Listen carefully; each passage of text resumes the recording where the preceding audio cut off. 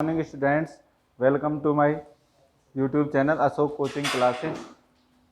Class 12 exercise 1.2 start करते हैं बेटा।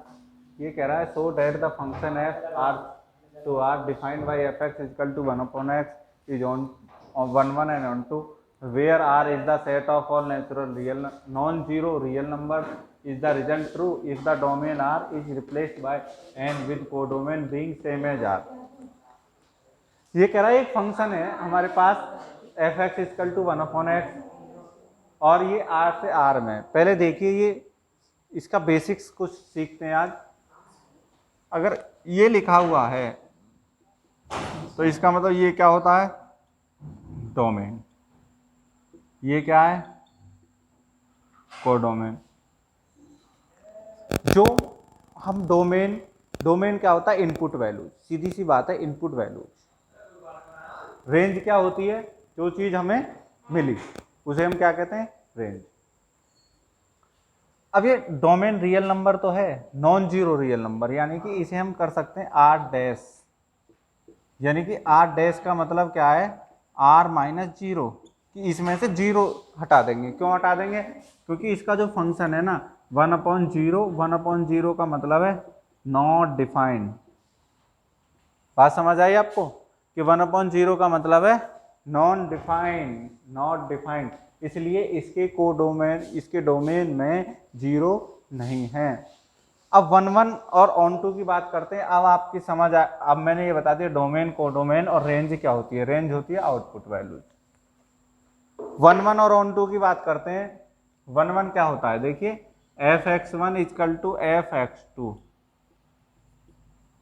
है और x1 इजकल टू x2 है, तो इसका मतलब फंक्शन 1 होगा। अगर मैं इसे बेसिक्स में समझूं, ये कोई भी डोमेन है किसी भी फंक्शन का और ये क्या है, रेंज।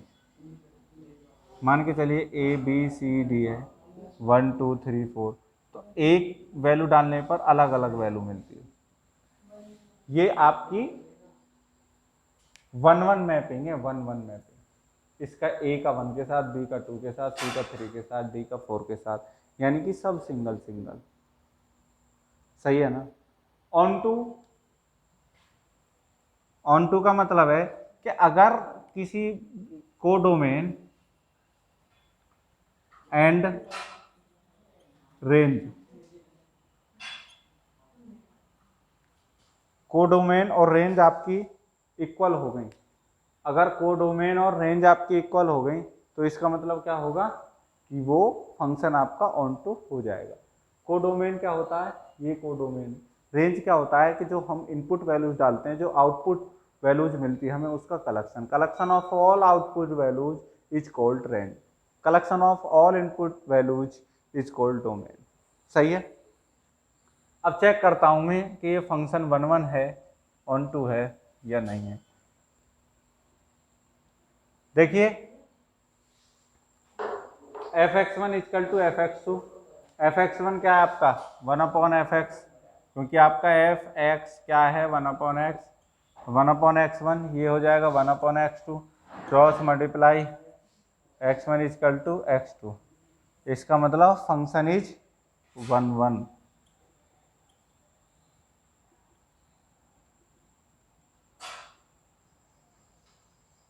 सही है। अब मैं रेंज निकालूंगा कैसे, f(x) इजकल टू 1/x है, f(x) इजकल टू 1/x है। अब मैं इसमें इनफाइनाइट पुट करूंगा तो 0, 1 2 3 पुट करूंगा तो 1/2, 1/3, 1/4, यानी कि ये पूरी रियल नंबर देगा। लेकिन इसका एक सरल तरीका है कि इसके इनवर्स रख दो इसमें, यानी कि x बराबर रख दो 1/y। सही है। तो f y क्या हो जाएगा 1/1/y, ये उधर हो जाएगा y। इसका मतलब ये नया फंक्शन बन गया आपका, इसके इनवर्स का y। अब इसका डोमेन निकालिए, रेंज। इसमें ये कह रहा है नॉन जीरो रियल नंबर है। जब मैं नॉन जीरो रियल नंबर इसमें रखूंगा तो नॉन जीरो रियल नंबर ही मुझे प्राप्त होगा। इसका मतलब ये क्या हो गया, आर डैश। तो इसका मतलब कोडोमेन और इसकी रेंज इक्वल हुई। जब कोडोमेन और रेंज इक्वल है तो function is onto, function is onto. अब क्या आ गई, this function is 1 1 and onto. 1 1 कहाँ से आया, f x one is equal to x two, x one is equal to x two. Onto कहाँ से आया कि इसका कोडोमेन और रेंज दोनों इक्वल है, इसलिए फंक्शन ऑन टू भी होगा। देखिए सेकंड क्वेश्चन है इसका, check the injectivity and surjectivity of the following function f is N to N given by f x is equal to n square. तो बेटा यहाँ हम देखेंगे कि एन नेचुरल नंबर है। आपको पता है नेचुरल नंबर क्या होता है, जिन नंबर्स को हम गिन सकते हैं। 1 से शुरू करते हैं इन्हें, 1 2 3 4। अब ऐसा तो नहीं है कि कहीं गिनती हमने 0 से शुरू कर ली, 5 लोग बैठेंगे 0 1 2 3 4 5, नहीं ना, 1 से शुरू करिए तो नेचुरल नंबर 1 से स्टार्ट होते हैं, 1 2 3 4 5। अब देखिए f x is equal to x square है। अब मुझे इंजेक्टिविटी 1 1 को कहते हैं, सब्जेक्टिविटी ऑन टू को कहते हैं। चेक करता हूँ, for 1 1 f x is equal to x square, तो f x one is equal to f x two रखा मैंने, x one square is equal to x two square.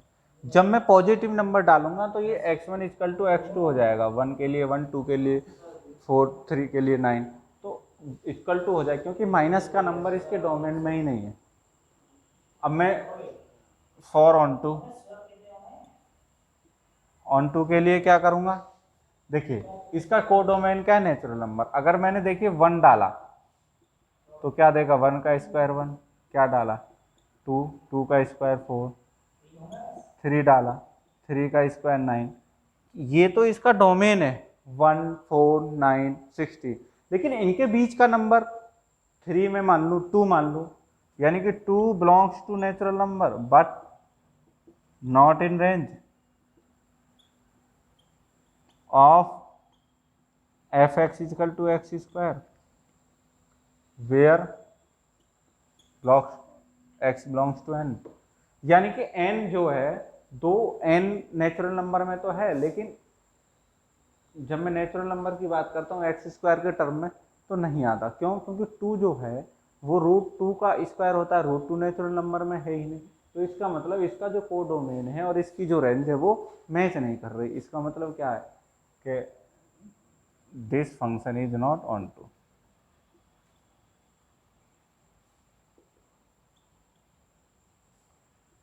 ठीक है, तो इसका मतलब क्या हो जाएगा, 1 1 तो है, ऑन टू नहीं है। This function is injective but not subjective.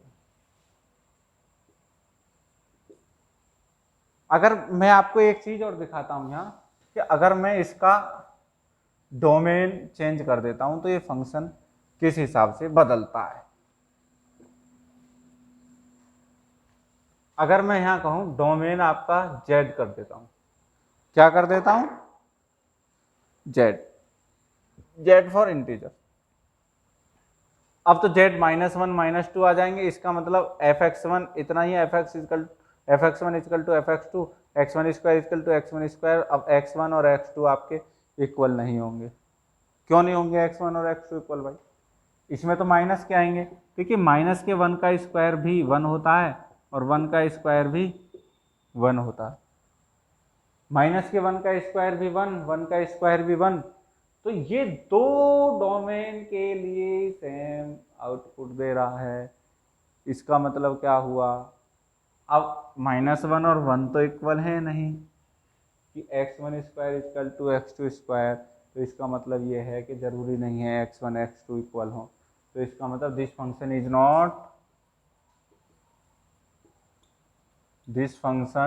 Not 1 1। आप लोग, फंक्शन तो वही था भाई, चेंज क्या हुआ, चेंज इसका हो गया डोमेन कोडोमेन। यानी कि मान के चलिए, अगर मैं इसे क्रिकेट की भाषा में एग्जांपल समझाऊं तो इंडिया का सबसे टॉप प्लेयर विराट कोहली अच्छे प्लेयरों में गिनती है, और वो किसी ग्राउंड पर 100 मारता, अगले ग्राउंड पर 0 करता। क्यों भाई, कोहली तो कोहली है ना, लेकिन किसका अंतर आया, प्लेस का। इसी तरह यहाँ किसका अंतर आ जाएगा, डोमेन का और कोडोमेन का। अब चेक करते हैं ऑन टू।